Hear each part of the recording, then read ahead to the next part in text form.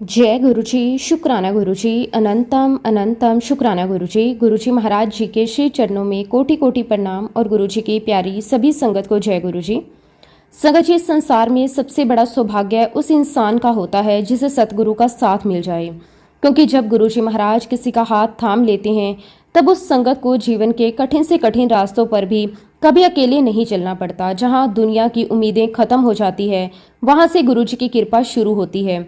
गुरुजी महाराज जी की महिमा शब्दों में बयान नहीं की जा सकती। वो अंतर्यामी हैं, अपने हर बच्चे के मन की बात बिना कहे ही जान लेते हैं। उन्हें ये बताने की आवश्यकता नहीं होती कि कौन किस दर्द से गुजर रहा है, किसके मन में कैसी चिंता है और किसे किस समय उनकी सबसे अधिक जरूरत है। वो अपने हर बच्चे पर हर पल अपनी कृपा दृष्टि बनाए रखते हैं। संगत जी, गुरु जी का दरबार केवल एक स्थान नहीं बल्कि असीम प्रेम, विश्वास, शांति और कृपा का अनुभव है। वहां पहुंचते ही मन का बोझ हल्का होने लगता है, बेचैन हृदय को सुकून मिलता है और ऐसा महसूस होता है जैसे कोई अदृश्य शक्ति हमें अपनी गोद में समेट रही हो। यही गुरुजी की वो दिव्य कृपा है जिसे शब्दों में पूरी तरह व्यक्त करना संभव नहीं। गुरुजी महाराज जी के चमत्कार केवल असंभव को संभव कर देने तक सीमित नहीं है। उनका सबसे बड़ा चमत्कार इंसान के भीतर परिवर्तन लाना है। वो निराशा को आशा में बदल देते हैं, भय को विश्वास में बदल देते हैं और भटके हुए जीवन को सही दिशा दे देते हैं। जिस मन में अशांति होती है वहाँ शांति भर देते हैं और जिस घर में अंधेरा होता है वहाँ अपनी कृपा का प्रकाश फैला देते हैं। संगत जी, आज का सत्संग बहुत ही सुंदर, बहुत ही प्यारा सत्संग है। गुरुजी महाराज जी की बहुत ही प्यारी और पुरानी संगत नैना आंटी का सत्संग है। संगत जी, सत्संग को पूरा जरूर सुने, पूरे भक्ति भाव के साथ सुने, क्योंकि हर एक सत्संग में गुरुजी महाराज हमें अपनी भरपूर ब्लेसिंग्स देते हैं। संगत जी, सत्संग शुरू करने से पहले मैं आप सबसे एक छोटी सी रिक्वेस्ट करूंगी कि अगर अभी तक आपने गुरुजी की संगत चैनल को सब्सक्राइब नहीं किया तो हमारे इस चैनल को सब्सक्राइब जरूर कर लें, क्योंकि इस चैनल पर आपको गुरुजी के बहुत ही प्यारे प्यारे सत्संग सुनने को मिलते रहेंगे। तो चलिए संगत जी, पूरी भक्ति भाव के साथ इस सत्संग की शुरुआत करते हैं। जय गुरुजी, शुक्राना गुरुजी, अनंतम अनंतम शुक्राना गुरुजी। संगत जी, सबसे पहले गुरुजी महाराज जी के श्री चरणों में कोटि कोटि प्रणाम और गुरुजी की प्यारी सभी संगत को जय गुरुजी। मैं अपने गुरुजी महाराज महाशिव का दिल की गहराइयों से बहुत बहुत शुक्राना करती हूँ कि उन्होंने मुझे अपनी वाणी के माध्यम से आप सभी के साथ अपना जीवन अनुभव, अपना सत्संग साझा करने का अवसर दिया। ये मेरी योग्यता नहीं है, ये केवल और केवल गुरुजी महाराज जी की कृपा है। यदि गुरुजी की मर्जी ना हो तो एक पत्ता भी नहीं हिल सकता। फिर मैं तो एक साधारण इंसान हूँ। इसलिए सबसे पहले मैं अपने सतगुरु के श्री चरणों में सिर झुकाकर यही प्रार्थना करती हूँ कि गुरुजी, मेरे मुख से वही शब्द निकलें जो आपकी इच्छा हो, जिनसे किसी न किसी संगत का विश्वास और भी मजबूत हो जाए। संगत जी, मैं अपने आप को वास्तव में बहुत ही भाग्यशाली मानती हूँ कि मुझे गुरुजी महाराज जी के फिजिकल फॉर्म में उनके दिव्य दर्शन करने का सौभाग्य प्राप्त हुआ। आज भी जब मैं उन दिनों को याद करती हूँ तो मन भावुक हो जाता है। ऐसा लगता है जैसे वो समय किसी सपने की तरह था। उस समय शायद हमें ये एहसास भी नहीं था कि हम कितने बड़े सौभाग्य के मालिक हैं, किस समय महाशिव हमारे बीच विराजमान हैं। संगत जी, बचपन से ही मेरा मन भगवान भोलेनाथ की भक्ति में लगता था। मुझे बचपन से ही मंदिर जाना बहुत अच्छा लगता था। जब भी घर के पास किसी शिव मंदिर की घंटियां बजती थी तो मेरा मन अपने आप वहां खींचा चला जाता। सावन का महीना आता तो मैं बहुत ही श्रद्धा से शिवलिंग पर जल चढ़ाती थी। सोमवार का व्रत रखने की भी कोशिश करती थी। मुझे भगवान शिव की तस्वीरें बहुत प्रिय थी। मैं घंटों उनके सामने बैठकर उनसे बातें करती रहती थी। मुझे ऐसा लगता था कि कोई मेरी बातें सुन रहा है। उस समय मुझे बिल्कुल भी पता नहीं था कि एक दिन वही भोलेनाथ मेरे जीवन में गुरुजी के रूप में आएंगे और मेरी पूरी जिंदगी बदल देंगे। आज जब मैं पीछे मुड़कर देखती हूँ तो समझ में आता है कि शायद बचपन से भोलेनाथ के प्रति जो प्रेम था वही मुझे धीरे धीरे गुरुजी की शरण तक लेकर आया। शायद गुरुजी ने बहुत पहले ही मुझे अपनी संगत बनाने का निर्णय कर लिया था, तभी तो जीवन के हर कठिन परिस्थिति के बावजूद उन्होंने मुझे कभी अपने से दूर नहीं होने दिया। संगत जी, आज मैं आप सभी के साथ अपना पूरा सत्संग शुरू से साझा करूंगी, क्योंकि मैं चाहती हूं कि आप ये समझ सकें कि गुरुजी किसी के जीवन में अचानक नहीं आते। पहले इंसान अपने कर्मों के कठिन दौर से गुजरता है, टूटता है, बिखरता है, हर दरवाजा खटखटाता है। जब सारे सहारे समाप्त हो जाते हैं तब गुरुजी अपने भक्त का हाथ पकड़ लेते हैं। मेरे जीवन में भी कुछ ऐसा ही हुआ। संगत जी, सन 1992 की बात है। उसी वर्ष मेरी शादी हुई थी। हर लड़की की तरह मेरे भी बहुत से सपने थे। शादी के बाद एक नया घर, नया परिवार, नई जिम्मेदारियां, जीवन के नए अध्याय की शुरुआत हुई। मैं भी सोचती थी कि अब जीवन बहुत सुंदर होगा। हम दोनों मिलकर अपने भविष्य के सपने पूरे करेंगे, खुशियां बांटेंगे, घूमेंगे फिरेंगे, धीरे धीरे अपना परिवार आगे बढ़ाएंगे। लेकिन संगत जी, इंसान कुछ और सोचता है और परमात्मा को कुछ और ही मंजूर होता है। शादी के कुछ ही समय बाद मेरे शरीर में ऐसी परेशानियां शुरू हुई जिसकी हमने कभी कल्पना भी नहीं की थी। शुरुआत में हमें लगा कि शायद मौसम बदलने की वजह से या खाना पीने की वजह से ऐसा हो रहा होगा, लेकिन धीरे धीरे समस्या बढ़ती चली गई। संगत जी, मैं जो भी खाना खाती थी वो मेरे शरीर में टिकता ही नहीं था। कुछ भी खाती, थोड़ी देर बाद सब डायरिया में बदल जाता और शरीर में कमजोरी बढ़ती चली जाती। पहले हमने घरेलू इलाज किए। किसी ने कहा कि ये परहेज कर लो, किसी ने कहा फल खाओ, किसी ने कहा दही खाओ, किसी ने कहा ये दवा ले लो, लेकिन कोई भी उपाय काम नहीं आया। जब समस्या लगातार बनी रही तो हमने डॉक्टरों के चक्कर लगाने शुरू किए। संगत जी, शायद ही कोई ऐसा डॉक्टर होगा जिसके पास हम नहीं गए। बड़े बड़े स्पेशलिस्ट के पास गए, फिजिशियन के पास गए, कितने ही अस्पताल में गए, जाने कितनी जांचें करवाई। हर बार यही उम्मीद लेकर जाते कि शायद इस बार बीमारी का कारण पता चल जाए। हर नई रिपोर्ट आने से पहले मन में उम्मीद जगती और रिपोर्ट आने के बाद वही निराशा हाथ लगती। किसी डॉक्टर को लगता ये पेट की समस्या है, किसी को लगता कि आंतों का इन्फेक्शन है, कोई कहता एलर्जी होगी, कोई कहता तनाव की वजह से होगा, लेकिन किसी के पास मेरी बीमारी का सही जवाब नहीं था। संगत जी, उस समय मेडिकल साइंस भी कई बार ऐसी बीमारियों को तुरंत पकड़ नहीं पाती थी। मैं लगातार कमजोर होती जा रही थी और डॉक्टर लगातार अनुमान लगा रहे थे। धीरे धीरे मेरा वजन तेजी से कम होने लगा। जो लोग मुझे पहले देखते थे वे कुछ महीनों बाद मुझे पहचान नहीं पा रहे थे। चेहरे की चमक खत्म होने लगी, शरीर में बिल्कुल ताकत नहीं बची। थोड़ी देर खड़ी रहना भी मुश्किल होने लगा। सीढ़ियाँ चढ़ना तो जैसे किसी पहाड़ पर चढ़ने जैसा महसूस होने लगा। घर वाले मुझे देखते और उनकी आंखों में चिंता साफ दिखाई देती। मेरे मम्मी पापा भी परेशान थे, ससुराल वाले भी परेशान थे। मेरे हस्बैंड सबसे ज़्यादा परेशान रहते थे। वो मुझे डॉक्टर के पास लेकर जाते, मुझे हिम्मत देते, लेकिन मैं उनकी आंखों में भी चिंता साफ पढ़ लेती थी। संगत जी, बीमारी केवल शरीर को नहीं तोड़ती, वो पूरे परिवार को अंदर से तोड़ देती है। डॉक्टर ने तरह तरह की दवाइयाँ शुरू की, कई एंटीबायोटिक्स भी दी। कुछ दिनों तक लगता कि शायद अब आराम मिलेगा, लेकिन फिर वही हालत हो जाती। जब एंटीबायोटिक्स से भी कोई फर्क नहीं पड़ा तो आखिरकार डॉक्टरों ने मुझे स्टेरॉइड्स पर डाल दिया। संगत जी, उस समय मेरी उम्र केवल 23 वर्ष थी। सोचिए, जिस उम्र में एक लड़की अपने नए जीवन के सपने देखती है, उस उम्र में मैं रोज दवाइयों के सहारे जी रही थी। मेरे दिन की शुरुआत दवाइयों से होती, रात भी दवाइयों के साथ खत्म होती। कभी कभी मन में सवाल आता कि आखिर मेरी गलती क्या है। मैंने ऐसे कौन सा कर्म किया कि इतनी छोटी उम्र में मुझे इतनी बड़ी परीक्षा से गुजरना पड़ रहा है। लेकिन उस समय इन सवालों का कोई जवाब नहीं था। आज समझ में आता है कि शायद ये सब मुझे गुरुजी तक पहुंचाने का रास्ता था। संगत जी, मैं अपने कर्मों की मार तो झेल ही रही थी, उसी समय हमारे परिवार पर एक और बड़ी परीक्षा आ गई। मेरे अंकल भी बहुत गंभीर रूप से बीमार हो गए। उस समय उनकी उम्र केवल 26 वर्ष थी। वो भी बिल्कुल जवान थे। उनके भी पूरे जीवन के सपने बाकी थे, लेकिन बीमारी ने उन्हें भी अपनी गिरफ्त में ले लिया। अब घर में दो दो जवान लोग बीमारी से लड़ रहे थे। एक तरफ मेरी हालत खराब थी और दूसरी तरफ अंकल की बीमारी ने पूरे परिवार की चिंता और बढ़ा दी। घर का माहौल पूरी तरह बदल गया। जहां पहले हंसी खुशी रहती थी, वहां अब दवाइयों की बातें होने लगी। कौन से डॉक्टर के पास जाना है, कौन सी रिपोर्ट करवानी है, कौन सी दवा लेनी है, किस अस्पताल में दिखाना है, बस यही सब चर्चा होती रहती। संगत जी, ये सब कुछ हमारी शादी के केवल 1 साल के अंदर ही होना शुरू हो गया। हम दोनों अभी बिल्कुल जवान थे। हमने अभी शादीशुदा जीवन को ठीक से जीना भी शुरू नहीं किया था। ना कहीं घूमने का समय मिला, ना सपने पूरे करने का मौका मिला, ना चैन से खुशियां मना पाए। हमारी नई जिंदगी शुरू होते ही जैसे कठिनाइयों ने हमारे घर का रास्ता पकड़ लिया। आज सोचती हूँ तो शायद ये सब हमारे पिछले कर्मों का फल था। उस समय तो समझ नहीं आता था, लेकिन आज गुरुजी की कृपा से इतना जरूर समझ में आता है कि परमात्मा बिना कारण किसी को भी दुख नहीं देता। हर परीक्षा के पीछे कोई ना कोई उद्देश्य जरूर होता है, लेकिन उस समय इंसान होने के नाते हम भी दुखी होते थे। कई बार रात को बैठकर रोते थे, कई बार भगवान से पूछते थे कि आखिर कब तक।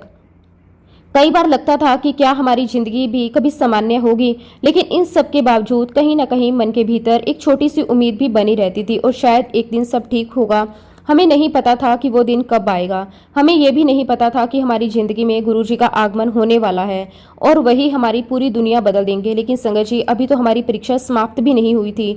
हम लोग अभी अपनी अपनी बीमारियों से संघर्ष कर ही रहे थे। इसी बीच हमारे परिवार में प्रॉपर्टी को लेकर बहुत बड़ा विवाद शुरू हो गया। फिर भी संगत जी, ईश्वर की असीम कृपा से हमारे जीवन में दो बहुत बड़ी खुशियां आई। सन 1995 में गुरुजी महाराज जी की कृपा से हमारे घर एक बहुत ही प्यारे बेटे का जन्म हुआ और उसके अगले ही वर्ष 1996 में हमारे घर एक प्यारी सी बेटी ने जन्म लिया। दोनों बच्चों के आने से पूरे परिवार में खुशियों का माहौल बन गया। घर में बच्चों की किलकारियां गूंजने लगी। ऐसा लगा जैसे लंबे समय से चले आ रहे दुखों के बीच भगवान ने हमें मुस्कुराने की एक वजह दे दी हो। जब पहली बार मैंने अपने बेटे को गोद में लिया तो मन में ना जाने कितने सपने सज गए। हर माँ की तरह मैं भी सोचती थी कि मेरा बेटा बड़ा होकर बहुत अच्छा इंसान बनेगा, स्वस्थ रहेगा, जीवन में खूब तरक्की करेगा।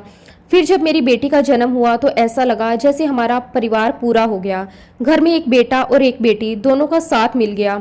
चारों तरफ देखने वालों को लगता था कि अब हमारे जीवन में किसी चीज की कमी नहीं है।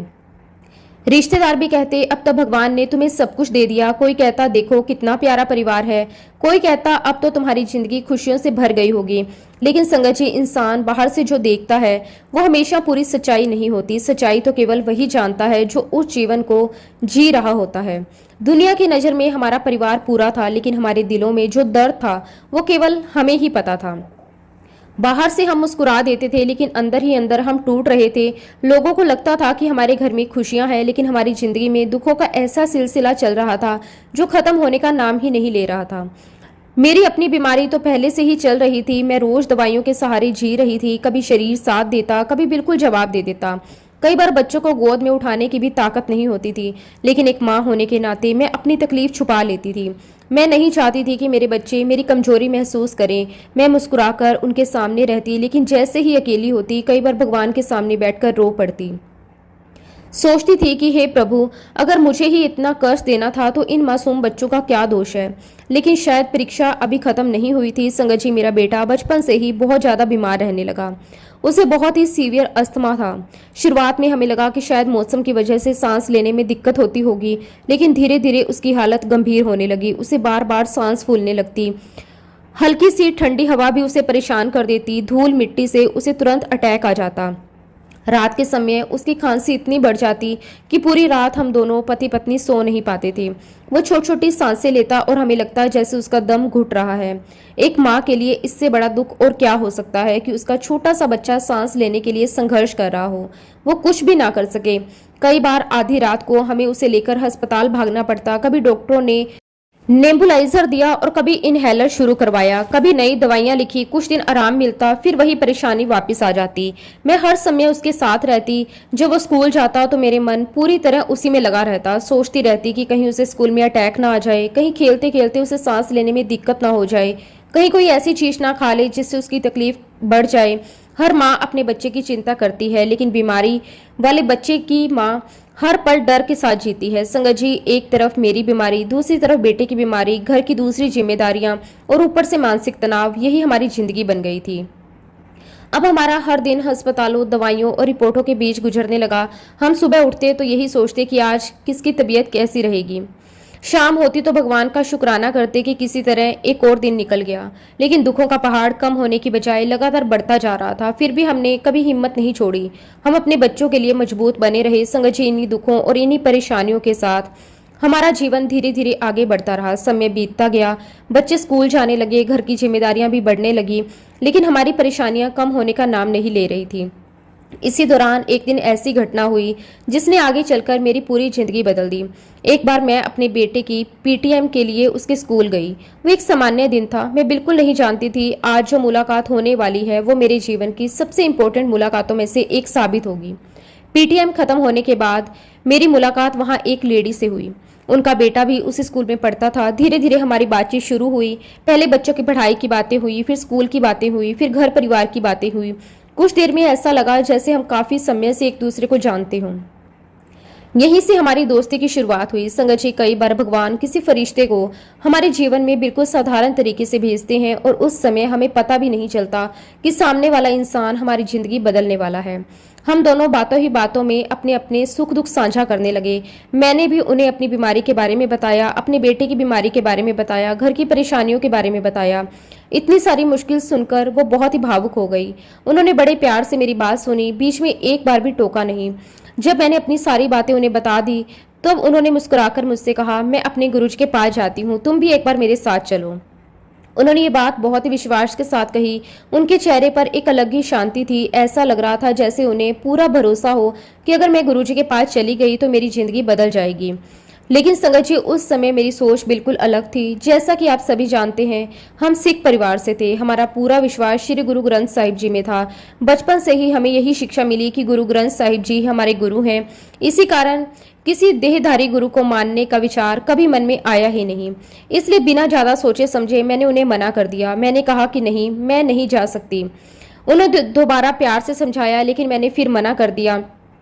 लेकिन संगत जी, जैसे कि मैंने आपको पहले भी बताया कि भगवान शिव में मेरी आस्था थी, लेकिन मुझे नहीं मालूम था कि गुरुजी महाराज महाशिव का अवतार हैं। लेकिन संगत जी, उन्होंने मुझे एक दो बार बोला, मैंने हर बार मना कर दिया। फिर एक बार जब उन्होंने मुझे कहा तो ये कहा कि बस एक बार चलकर तो देखो, लेकिन फिर भी मैंने इनकार ही किया। आज जब पीछे मुड़कर देखती हूँ तो लगता है गुरुजी उस समय मुझे अपने दरबार बुला रहे थे। उन्होंने मेरे लिए रास्ता भी बना दिया था, अपने एक भक्त को माध्यम भी बना दिया था। लेकिन मेरे अपने कर्म इतने भारी थे कि मैं उस बुलावे को पहचान ही नहीं पाई। संगत जी, इसे मैं अपने माड़े कर्म ना कहूँ तो और क्या कहूँ। गुरुजी का बुलावा बार बार आ रहा था, मेरे लिए दरवाजा खुल रहा था, लेकिन मैं बार बार अपनी ही सोच में उलझकर उस दरवाजे से वापस लौट रही थी। आज समझ आता है, जब तक गुरुजी समय कृपा करके इंसान की बुद्धि नहीं बदलते, तब तक वो सामने खड़े परमात्मा को भी पहचान नहीं पाता। मेरे ईश्वर का बुलावा लगातार आता रहा। वो मुझे अपनी शरण में बुलाते रहे, लेकिन मैं हर बार किसी न किसी कारण से उनके दर पर जाने से मना करती रही। संगत जी, इसी बीच आखिरकार डॉक्टर मेरी बीमारी को ठीक से पहचान पाए। इतने वर्षों की जांच, इलाज, दवाइयों और परेशानियों के बाद मेरी बीमारी का नाम सामने आया। डॉक्टरों ने कहा कि मुझे अल्सरेटिव कोलाइटिस है। जब पहली बार मैंने इस बीमारी का नाम सुना तो मुझे समझ ही नहीं आया कि ये क्या है। फिर डॉक्टर ने हमें विस्तार से बताया। उन्होंने कहा कि ये बड़ी आंत की एक गंभीर बीमारी है। इसमें बार बार सूजन होती है, खाना पचने में बहुत परेशानी होती है, डायरिया बार बार होता है और कई बार खून भी आ सकता है। और सबसे बड़ी बात, इस बीमारी का कोई स्थायी इलाज नहीं है। संगत जी, सुनकर जैसे पैरों तले जमीन खिसक गई। इतने सालों से जिस बीमारी का नाम जानने की कोशिश कर रहे थे, उसका नाम तो मिल गया, लेकिन उसके साथ ये भी पता चला कि मेडिकल साइंस के पास इसका पूरा इलाज नहीं है। डॉक्टरों ने साफ कहा कि दवाइयों से इसे कंट्रोल किया जा सकता है, लेकिन पूरी तरह खत्म नहीं किया जा सकता। उस दिन मैं बहुत रोई। मुझे लगा कि क्या अब मुझे पूरी जिंदगी इसी बीमारी के साथ जीना होगा? क्या मैं कभी सामान्य जीवन जी पाऊंगी? क्या मैं अपने बच्चों की ठीक से परवरिश कर पाऊंगी? लेकिन समय के साथ मैंने उस बीमारी को भी अपनी जिंदगी का हिस्सा मान लिया।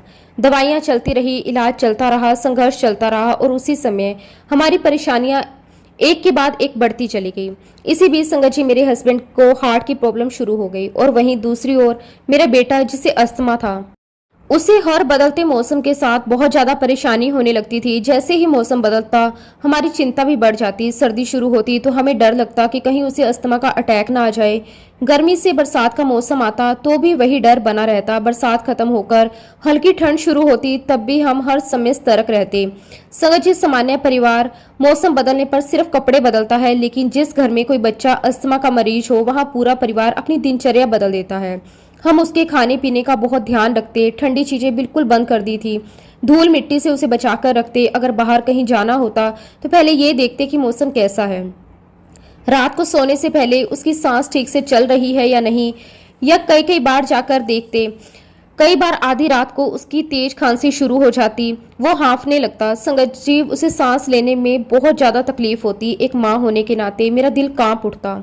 मैं तुरंत उसे गोद में लेकर बैठ जाती, कभी उसकी पीठ सहलाती, कभी उसे सीधा बैठाकर सांस लेने की कोशिश करवाती, कभी भाप दिलवाती, कभी डॉक्टर द्वारा दी गई दवाई देती। लेकिन कई बार हालत इतनी खराब हो जाती कि हमें रात के 2-2, 3-3 बजे अस्पताल भागना पड़ता। डॉक्टर उसे नेबुलाइजर लगाते कुछ देर बाद उसकी सांस सामान्य होती, तब जाकर हमारी जान में जान आती। लेकिन संगत जी, जैसे ही एक परेशानी थोड़ी कम होती, दूसरी सामने खड़ी हो जाती। हमारी जिंदगी जैसे अस्पताल और घर के बीच ही सिमट कर रह गई। कभी मैं डॉक्टर के पास होती, कभी मेरा बेटा, कभी मेरे हस्बैंड। हमारे घर में दवाइयों की इतनी बोतलें और पत्ते जमा हो गए थे कि कभी कभी लगता था जैसे घर नहीं, छोटी सी डिस्पेंसरी हो। हर महीने दवाइयों पर बहुत खर्च होता, हर महीने नई जांचें होती, हर महीने कोई ना कोई नई रिपोर्ट आती, लेकिन राहत कहीं दिखाई नहीं देती। और हमारे जीवन की विडंबना देखिए संगत जी, कभी मैं अस्पताल में भर्ती होती तो कुछ समय बाद मेरे हस्बैंड की तबीयत खराब हो जाती और उन्हें डॉक्टर के पास ले जाना पड़ता। जब वह थोड़ा ठीक होते तो बेटे की तबीयत बिगड़ जाती, फिर उसे अस्पताल लेकर भागते। ऐसा लगता था जैसे अस्पताल हमारे जीवन का स्थायी हिस्सा बन गया। Doctor, nurse, test, report, injection, दवाइयाँ, यही हमारी जिंदगी बन गई। कई बार ऐसा भी हुआ कि मैं खुद बहुत ज्यादा बीमार होती, लेकिन बेटे को अस्पताल ले जाना होता। तब मैं अपनी तकलीफ भूलकर अपने बेटे को संभालती। एक माँ के लिए ऐसा ही होता है कि वो अपने दर्द से पहले अपने बच्चों का दर्द देखती है। मेरे हस्बैंड भी अंदर से बहुत टूट चुके थे, एक तरफ मेरी बीमारी, दूसरी तरफ बेटे की बीमारी, और जब अपनी हार्ट की परेशानी। संगत जी, वो बाहर से मजबूत बने रहते, लेकिन मैं समझ सकती थी कि उनके मन पर कितना बोझ था। वो कभी शिकायत नहीं करते थे, बस हर दिन यही सोचते कि किसी तरह परिवार संभल जाए, लेकिन परेशानियां जैसे हमारा पीछा ही नहीं छोड़ रही थी। इसके अलावा परिवार में जो प्रॉपर्टी का विवाद चल रहा था, वो अलग ही मानसिक तनाव देता था।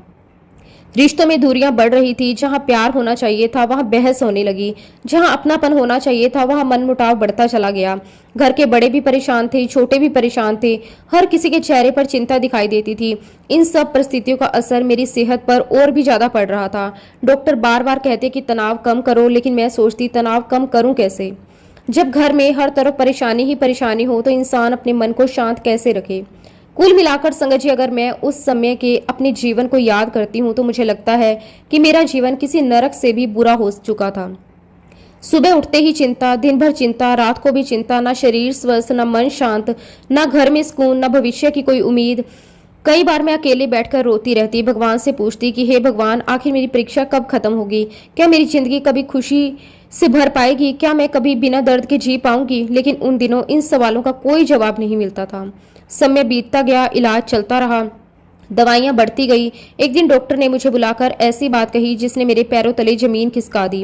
उन्होंने कहा कि अब दवाइयों से ज्यादा फायदा नहीं हो रहा, अब आपकी बीमारी बहुत आगे बढ़ चुकी है, अब इसका केवल एक ही इलाज बचा है कि वो है सर्जरी।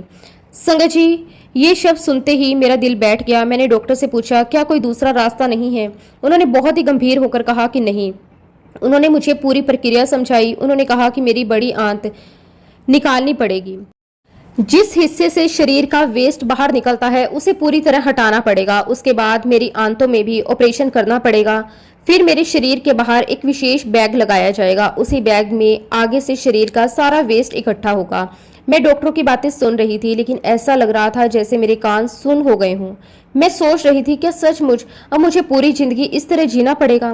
क्या मैं सामान्य जीवन कभी नहीं जी पाऊंगी? क्या मैं अपने बच्चों को वैसे पाल पाऊंगी जैसे एक माँ पालती है? क्या मैं कहीं आ जा सकूंगी? क्या मैं सामान्य कपड़े पहन सकूंगी? मेरे मन में हजारों सवाल उठ रहे थे। मैं बहुत डर गई थी। उस दिन अस्पताल से घर लौटते समय पूरे रास्ते मेरी आंखों से आंसू बहते रहे। मैंने अपने हस्बैंड की तरफ देखा, वो भी चुप थे। हम दोनों के पास कहने के लिए कोई शब्द नहीं थे, बस दोनों अपने अपने मन में टूट चुके थे। घर आकर मैंने अपने बच्चों को देखा, उनके मासूम चेहरे देखकर मेरा दिल और भर आया। मैं सोच रही थी, अगर मेरा ऑपरेशन हो गया, अगर मुझे सारी जिंदगी बैग के सहारे जीना पड़ा, तो इन बच्चों का क्या होगा? संगत जी, वह समय मेरे जीवन का शायद सबसे कठिन समय था। एक तरफ बीमारी, दूसरी तरफ ऑपरेशन का डर, तीसरी तरफ परिवार की जिम्मेदारियां और ऊपर से आर्थिक और मानसिक तनाव। ऐसे ही किसी तरह जीवन आगे बढ़ रहा था। हर दिन भगवान का नाम लेकर उठते, हर रात किसी तरह आंख लग जाती, फिर अगला दिन उसी संघर्ष के साथ शुरू हो जाता।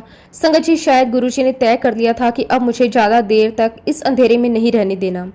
एक दिन मैं अपनी मम्मी के घर गई हुई थी। वो बिल्कुल सामान्य दिन था। मुझे बिल्कुल भी अंदाजा नहीं था कि उस दिन मेरी जिंदगी की दिशा बदलने वाली है।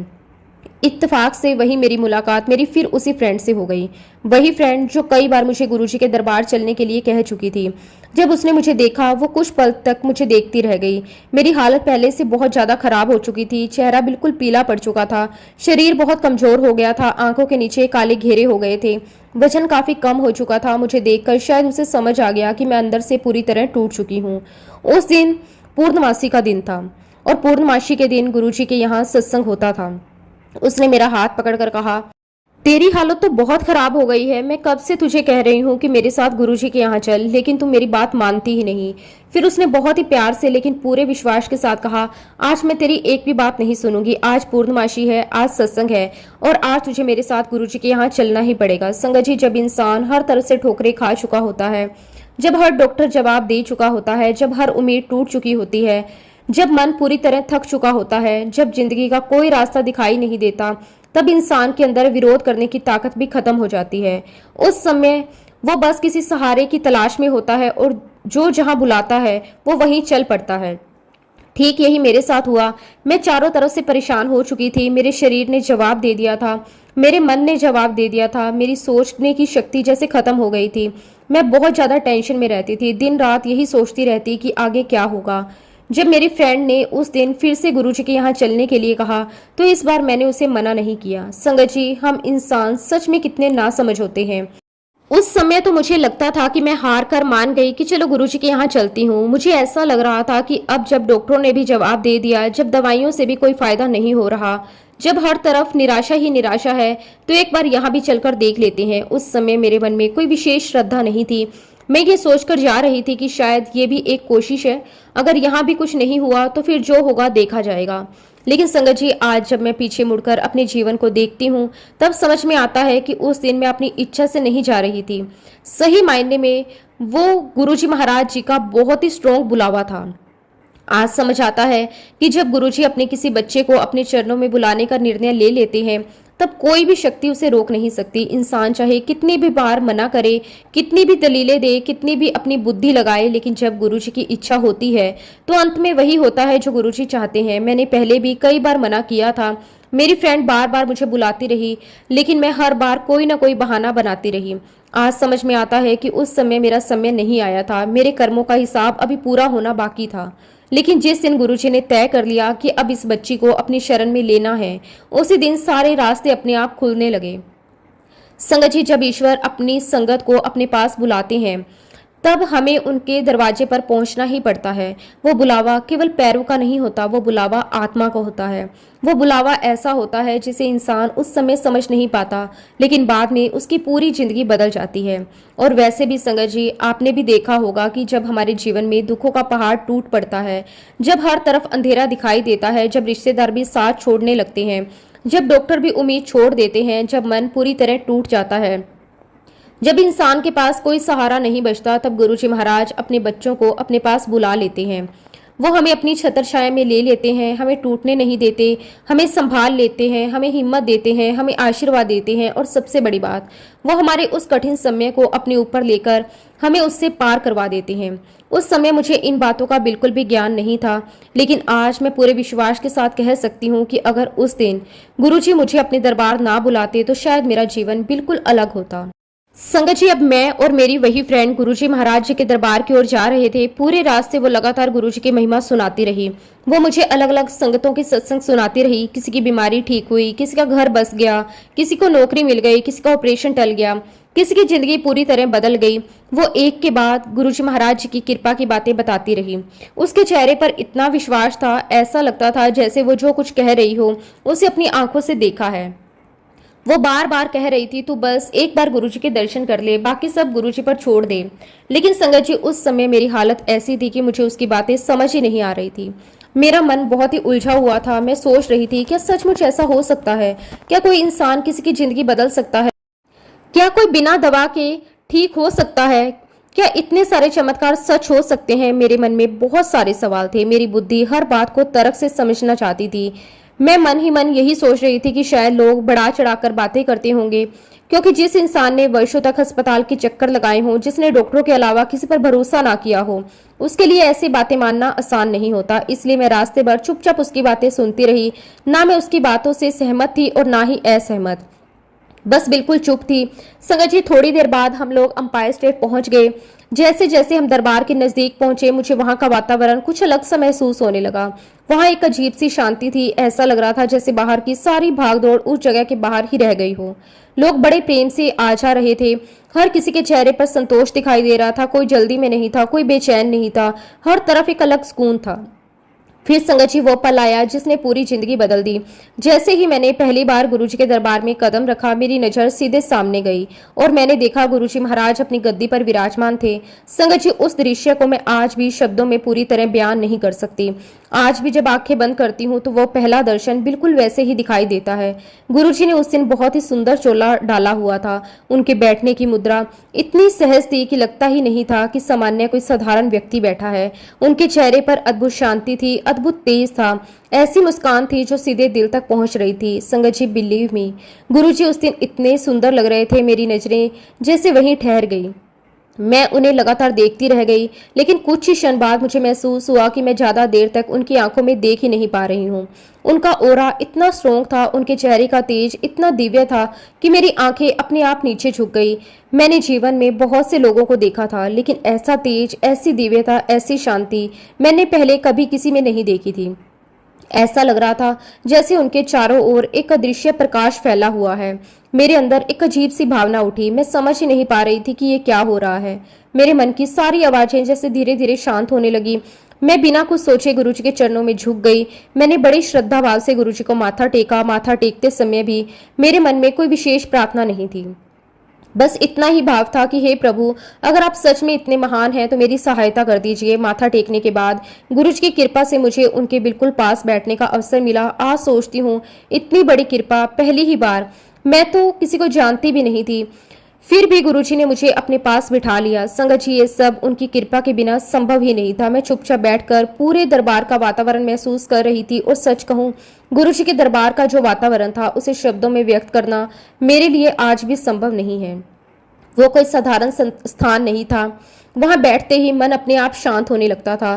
दिल की धड़कनें भी जैसे सामान्य हो जाती। और संगत जी सालों से जो बेचैनी मेरे अंदर थी वो धीरे धीरे कम होने लगी। दरबार में बहुत ही मधुर शब्द चल रहे थे। गुरबानी की मधुर धुन पूरे वातावरण में गूंज रही थी। हर शब्द सीधे दिल में उतर रहा था। ऐसा लग रहा था जैसे वो केवल कानों से नहीं बल्कि आत्मा से सुनी जा रही हो। वो संगीत केवल संगीत नहीं था, वो एक दिव्य अनुभव था। वह पूरे वातावरण को पवित्र बना रहा था। ऐसा लग रहा था जैसे हर कोना ईश्वर की उपस्थिति से भर गया हो। मैंने पहले भी गुरबानी सुनी थी, लेकिन उस दिन जो अनुभव हुआ वो बिल्कुल अलग था। ऐसा लग रहा था जैसे हर शब्द मेरे भीतर वर्षों से जमा हुआ दर्द धीरे धीरे धो रहा है। थोड़ी ही देर बाद संगत जी चाय प्रसाद आया। मुझे भी प्रेम से चाय प्रसाद दिया गया। मैंने दोनों हाथों से उसे ग्रहण किया। जैसे ही मैंने पहला घुट पिया, मैं कुछ पल के लिए बिल्कुल शांत हो गई। संगत जी आप शायद विश्वास ना करें, लेकिन मैं जो अनुभव कर रही थी वो मेरे लिए बिल्कुल नया था। ऐसा लग रहा था जैसे मैं कोई साधारण चाय नहीं पी रही। ऐसा महसूस हो रहा था जैसे कोई बहुत ही दिव्य औषधि मेरे शरीर के अंदर जा रही है। मैं एक एक घुट बहुत ही धीरे धीरे पी रही थी। हर घुट के साथ ऐसा लगता था मेरे शरीर की थकान कम हो रही है। मेरे अंदर जो वर्षों से भारीपन था वो हल्का होने लगा। मुझे ऐसा महसूस हो रहा था जैसे मेरे शरीर की एक एक सेल नई ऊर्जा से भर गया हो। संगत जी उस अनुभव को मैं आज भी भूल नहीं सकी। ऐसा लग रहा था कि ये चाय केवल मेरे शरीर को नहीं, मेरी आत्मा को भी तृप्त कर रही है। जैसे मेरे अंदर वर्षों से जमी निराशा, दर्द, डर, बेचैनी धीरे धीरे धुल रही है। मुझे ऐसा महसूस हो रहा था जैसे मेरी आत्मा का शुद्धिकरण हो रहा है, जैसे किसी ने मेरे भीतर नई रोशनी जगा दी है। कुछ ही देर बाद संगत जी लंगर प्रसाद आया। संगत जी यहाँ पर मैं आप सबको एक बात विशेष रूप से बताना चाहती हूँ, क्योंकि आगे जो हुआ वो मेरे जीवन का सबसे बड़ा चमत्कार था। संगत जी मैं कई वर्षों से केवल केवल बॉइल्ड फूड पर थी। मेरे खाने में कोई स्वाद नहीं होता था, ना मसाले, ना मिर्च, ना तेल, ना घी। मैं केवल उबली हुई दालें खाती थी, उबली हुई सब्जियां खाती थी। कई बार तो सिर्फ खिचड़ी ही खानी पड़ती थी। डॉक्टरों ने बहुत ही सहज परहेज बताया हुआ था। उन्होंने साफ कहा था कि अगर थोड़ा सा भी मसालेदार खाना खाया तो मेरी हालत तुरंत बिगड़ सकती है। मेरी बीमारी ऐसी थी, मैं जो भी खाती थी उसका असर तुरंत मेरे शरीर पर दिखाई देता था। इसलिए मैं हर निवाला बहुत सोच समझ कर खाती थी। अगर कहीं किसी के घर जाना होता तो पहले ही कह देती कि मेरे लिए अलग से उबला हुआ खाना बना दीजिए। शादी ब्याह में जाती तो लोग तरह तरह के पकवान खाते, मैं सिर्फ सादा खाना लेकर बैठ जाती। कई बार लोग पूछते इतना परहेज क्यों करती हो, लेकिन मैं क्या बताती, ये परहेज मेरी मजबूरी था। मैं चाहकर भी सामान्य इंसानों की तरह खाना नहीं खा सकती थी। मिर्च खाना, ये तो मैं जैसे सपने में सोच भी नहीं सकती थी। थोड़ी सी मिर्च मेरे लिए कई दिनों की परेशानी बन सकती थी। डॉक्टरों ने यहाँ तक कह दिया कि अगर अपने शरीर को संभालना है तो जीवन भर यही परहेज करना पड़ेगा। इसलिए मैंने भी ये मान लिया कि अब ये मेरी जिंदगी है। लेकिन संगत जी गुरु जी के दरबार का लंगर तो आप सभी जानते हैं वो प्रेम से बना हुआ लंगर होता है, उसमें मसाले भी होते हैं, मिर्ची भी होती है और उसी प्रेम से हर संगत उसे प्रसाद समझकर ग्रहण करती है। अब मेरे सामने लंगर आया तो मेरे मन में एकदम घबराहट होने लगी। मैंने जैसे ही देखा कि खाने में मिर्च है, मेरा दिल धड़कने लगा। मेरे मन में डॉक्टरों की सारी बातें घूमने लगी। मुझे याद आने लगा कि डॉक्टरों ने कितनी बार कहा था कि मसालेदार खाना बिल्कुल मत खाना, अगर खाया तो परेशानी बढ़ जाएगी, अस्पताल जाना पड़ सकता है। उस समय मेरे सामने दो रास्ते थे, एक तरफ डॉक्टरों की सलाह, दूसरी तरफ गुरुजी का प्रसाद। मैं समझ नहीं पा रही थी कि मैं क्या करूं। उस समय हम गुरुजी के बिल्कुल सामने बैठकर लंगर कर रहे थे। मैं बार बार अपनी फ्रेंड की तरफ देख रही थी। मैंने उसे इशारे से समझाया कि मैं ये खाना नहीं खा सकती। मैंने धीरे से कहा, अगर मैंने ये खाना खा लिया तो मुझे सीधे अस्पताल जाना पड़ेगा। मेरी बीमारी में ये खाना बिल्कुल मना है। मैं इतनी मिर्ची नहीं खा सकती। लेकिन मेरी फ्रेंड भी बिल्कुल वैसे ही बैठी रही। वो बिल्कुल नहीं डरी, उसके चेहरे पर पूरा विश्वास था। वो मुस्कुराकर बार बार केवल एक ही बात कह रही थी, ये खाना नहीं, ये तुम्हारी दवाई है, इसी से तुम्हारा इलाज है। पहले तो मुझे उसकी बात समझ ही नहीं आई। मैं सोच रही थी कैसा इलाज, कैसी दवाई, इतनी मिर्च खाना, भला कौन सी दवाई हो सकती है। लेकिन वो बार बार यही कहती रही, विश्वास करके खा ले, कुछ नहीं होगा, गुरुजी सब संभाल लेंगे। संगत जी, मैं अभी भी दुविधा में बैठी थी। मेरे हाथ लंगर की थाली तक तो पहुंच रहे थे, लेकिन निवाला मुंह तक नहीं जा रहा था। इतने में अचानक मेरा ध्यान गुरुजी की ओर गया और जो मैंने देखा उसे मैं आज तक नहीं भूल सकी। गुरुजी लगातार मेरी तरफ देख रहे थे, उनकी दृष्टि सीधे मेरी ओर थी। ऐसा लग रहा था जैसे उन्हें सब पता हो, उन्हें मेरी बीमारी का पता हो, मेरे डर का भी पता हो, मेरे मन में चल रही बात का भी पता हो। उन्होंने कुछ कहा नहीं, बस प्रेम से मेरी ओर देखने लगे। संगत जी, उनकी वो दृष्टि आज भी मेरी आंखों के सामने है। उनमें आदेश भी था, प्यार भी था, विश्वास भी था और आशीर्वाद भी था। मुझे ऐसा लगा जैसे गुरुजी बिना बोले कह रहे हो, डर मत, मैं हूं। बस संगत जी, उस एक पल में मेरे अंदर कुछ बदल गया। मैंने मन ही मन गुरुजी को प्रणाम किया और डरते डरते पहला निवाला मुंह में रखा, फिर दूसरा, फिर तीसरा, और देखते ही देखते मैंने पूरा लंगर प्रसाद वहीं बैठकर समाप्त कर दिया। आज सोचती हूँ अगर गुरुजी की कृपा ना होती तो शायद मैं एक निवाला भी ना खा पाती। लेकिन उस दिन गुरुजी ने मुझसे पूरा लंगर करवाया। संगत जी, जैसे जैसे मैं लंगर करती जा रही थी वैसे वैसे मेरी आंखों से आंसू बहते जा रहे थे। मैं समझ नहीं पा रही थी कि मैं क्यों रो रही हूँ। ये दुख के आंसू नहीं थे, ये किसी अजीब सी शांति के आंसू थे। ऐसा लग रहा था जैसे वर्षों से जमा हुआ दर्द बाहर निकल रहा हो। हर निवाले के साथ मेरे अंदर कुछ पिघल रहा था। मेरे मन का डर कम हो रहा था, मेरी बेचैनी शांत हो रही थी, मेरे अंदर एक अनोखा सुकून उतर रहा था। मैंने पहले कभी ऐसा अनुभव नहीं किया था। मैं पूरी तरह भाव विभोर हो चुकी थी। आंसू लगातार बह रहे थे, लेकिन मेरे मन में कोई घबराहट नहीं थी। संगत जी, एक बात बिल्कुल स्पष्ट रूप से कहना चाहती हूँ, उस दिन लंगर का एक एक कोर मेरे अंदर बहुत बड़ा परिवर्तन ला रहा था। मैं उसे शब्दों में पूरी तरह व्यक्त नहीं कर सकती, लेकिन मैं आज साफ महसूस कर रही हूँ कि मेरे भीतर कुछ बदल रहा है। ऐसा लग रहा था जैसे मेरे शरीर की हर कोशिका नई शक्ति से भर गई हो। वर्षों से जो कमजोरी थी वो धीरे धीरे कम होने लगी। जो भारीपन रहता था वो हल्का होने लगा। जो मन में डर था वो समाप्त होने लगा। उस समय मैं केवल इतना महसूस कर रही थी कि मेरे साथ कुछ बहुत अच्छा हो रहा है, लेकिन मुझे ये नहीं पता था कि ये सब गुरुजी की कृपा है। मैं कहाँ जानती थी कि गुरुजी का प्रसाद केवल भोजन नहीं होता, वो तो आशीर्वाद होता है, वो तो कृपा होती है, वो तो अमृत होता है। आज समझ में आता है, उस दिन गुरुजी केवल मुझे खाना नहीं खिला रहे थे, वो मुझे नया जीवन दे रहे थे।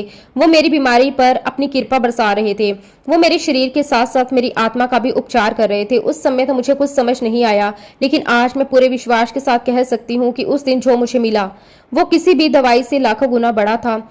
वो मेरे लिए अमृत था, वो मेरे लिए जीवन था, वो मेरे लिए नया जन्म था। संगत जी, जैसे जैसे मैंने पूरा लंगर समाप्त किया, मेरे मन में अभी भी यही चल रहा था कि पता नहीं घर पहुंचते पहुंचते क्या होगा, कहीं मेरी तबीयत खराब ना हो जाए, कहीं मुझे अस्पताल ना जाना पड़े। लेकिन दूसरी तरफ मन के भीतर एक अनोखी शांति थी। लंगर समाप्त होने के बाद हम गुरुजी से आज्ञा लेने पहुंचे। मेरी फ्रेंड ने बड़े प्रेम से मेरा परिचय करवाया। उसने कहा कि गुरुजी ये मेरी फ्रेंड है। गुरुजी ने मेरी ओर देखा और मेरी फ्रेंड की तरफ देखकर बड़े सहज भाव से कहा, जा कल्याण किता तेरी फ्रेंड दा भी। संगत जी, उस समय तो मुझे इन शब्दों का पूरा अर्थ समझ नहीं आया, लेकिन जैसे ही मैंने ये वचन सुना मेरे मन को एक अजीब सी शांति मिल गई। ऐसा लगा जैसे गुरुजी ने मुझे विश्वास दिला दिया कि अब सब ठीक हो जाएगा। उन शब्दों में इतना अपनापन था, इतनी करुणा थी, इतना आशीर्वाद था कि मेरा दिल भर आया। सच कहूं संगत जी, उस समय मुझे अपने शरीर के भीतर किसी दिव्य ऊर्जा का अनुभव होने लगा था। ऐसा लग रहा था जैसे मेरे अंदर नई शक्ति आ गई हो। मैं बहुत हल्का महसूस कर रही थी। मेरी सोच बदल रही थी, मेरे मन का डर कम हो रहा था। मुझे लग रहा था मेरे भीतर कुछ अच्छा परिवर्तन हो रहा है। ऐसा महसूस हो रहा था कि शायद मैं अंदर से हील हो रही हूँ। लेकिन संगत जी, मैं कहाँ जानती थी गुरु जी की महिमा को। मैं कहाँ जानती थी कि जिनके सामने मैं बैठी हूँ वो कोई साधारण महापुरुष नहीं बल्कि साक्षात भगवान है। मुझे कहाँ पता था कि उनकी एक कृपा दृष्टि वर्षों की बीमारी को बदल सकती है। मुझे कहाँ पता था कि उनका एक वचन जीवन बदल देता है। मुझे कहाँ पता था कि उनका प्रसाद अमृत है। मुझे कहाँ पता था कि उस दिन गुरुजी ने मुझे अपने आशीर्वाद से पूरी तरह ढक लिया। संगत जी, गुरुजी से आज्ञा लेकर मैं अपने घर पहुंची तो मुझे भीतर बहुत ही मेजर चेंजेस महसूस हुए। मैंने महसूस हुआ संगत जी, जो मैं बहुत थकी हुई होती थी, बिल्कुल एनर्जी फील नहीं होती थी, अब मेरे अंदर बहुत एनर्जी थी। मैं बहुत अच्छे से खुश होकर काम कर पा रही थी और सबसे बड़ी बात, मैं अब खाना खा पा रही थी, वरना हर थोड़ी देर में मुझे वॉशरूम के लिए जाना होता था। संगत जी, धीरे धीरे मैं जुड़ी, मेरे हस्बैंड जुड़े, मेरे बच्चे और मेरा पूरा परिवार गुरुजी की शरण में चला गया। गुरुजी ने हम सबको बहुत बहुत ब्लेस किया और देखते ही देखते गुरुजी महाराज जी ने अपने आशीर्वाद से, अपने चाय प्रसाद, अपने लंगर प्रसाद से मुझे बिल्कुल ठीक कर दिया। मैं नॉर्मल लाइफ जी पा रही थी। संगत जी, बड़े बड़े डॉक्टर्स मुझे ठीक नहीं कर पाए, जहां वहां गुरुजी के एक आशीर्वाद ने, उनके जल प्रसाद, चाय प्रसाद और लंगर प्रसाद ने मुझे ठीक कर दिया। संगत जी, ये चमत्कार नहीं तो क्या है। गुरुजी महाराज जी के आशीर्वाद से 1 साल के अंदर अंदर मेरी सारी दवाइयां बंद हो गई, मेरे सारे सेटेराइड्स बंद हो गए, मैं होम्योपैथिक दवाई पर आ गई। और तो और संगत जी, गुरुजी महाराज जी ने मेरे अंकल को भी बहुत बहुत ब्लेस किया। मैं गुरुजी महाराज जी का जितना भी शुक्राना करूं उतना कम है। और संगत जी, इसी के साथ अब मैं अपने सत्संग को, अपनी वाणी को यहीं पे विराम देती हूँ। जब भी गुरुजी महाराज मुझे आज्ञा देंगे, मैं अपना अगला शुक्राना सत्संग भी आप सबके साथ जरूर शेयर करूंगी, क्योंकि संगत जी, गुरुजी महाराज जी की वड्याई तो जितनी भी की जाए उतनी कम है। गुरुजी महाराज जी ने हमें बहुत बहुत ब्लेस किया है। शुक्राना गुरुजी, अनंतम अनंतम शुक्राना गुरुजी।